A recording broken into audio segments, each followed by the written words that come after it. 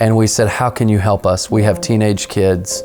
All we're doing is arguing about these things. We really don't even know what it's doing to them. We don't know anything about what the brain, we don't know any of that stuff. All we know is what we're seeing physically, we don't like. When I think back to when we were sitting in restaurants and we just thought, we want to be able to talk, we want to be able to, like, especially if you're with other adults, you think, I want to be able to enjoy this conversation and not have my kid be bored.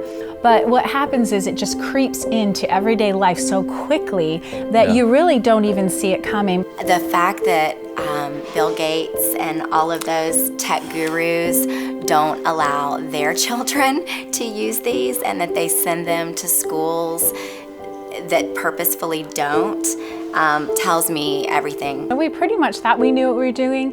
We, handed the phone, typical on a birthday, said, here you go, we're gonna have restrictions. We didn't just, it wasn't a free-for-all, so we kind of felt like we had control over it. We would check it, but the problem is, once you give your child the phone, there's really no going back. And what we really lost was presence. And that power of presence with your kids. I feel like I'm really grateful that ScreenStrong was introduced to us pretty early in Harper's life, but I am sad when I think of those first couple of years when we just thought, well, we're going on a road trip or we're going to a restaurant, and that's what we thought we needed to do. A lot of times we think we're doing the right thing by giving the screen and helping them be entertained, and it's just important for us to be educated and hear what the outcome is when kids just get addicted to these things. I think as adults it's hard enough for us to not become addicted to them, so it's just even worse if it starts at such a young age.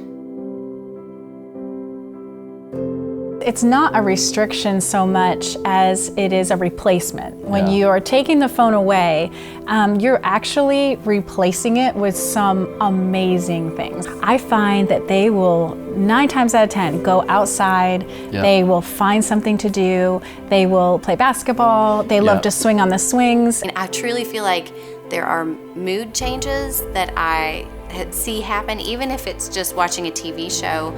If we will start it in the morning, like if we give them a show on a Saturday morning, I see a mood change every single time. And so we just weren't made for all of this screen time, and they can learn all of these amazing skills by not being on the screen, and it's okay to let them be bored. What ScreenStrong did for us was a complete paradigm shift about what's happening in the brains, the brain science behind all of this. And knowing that really just kind of firmly more cements our resolve to take good care of our kids when it comes to the screens. I'll fully acknowledge that my home might be a little bit neater if we did iPads. We definitely have a lot of crafts and a lot of paper and cardboard boxes, and but when I think about the benefit, it's so worth it. It's been really cool to see the way their minds can work if we give them the chance. Since we've had ScreenStrong into our lives and Melanie's really been involved, we've got presence back in the lives of our kids, and it's been an amazing fruit that's come from this. Definitely. I try to look at the long-term goal here, and I think that in the end, you'll never regret limiting screens. It'll never be something that you regret.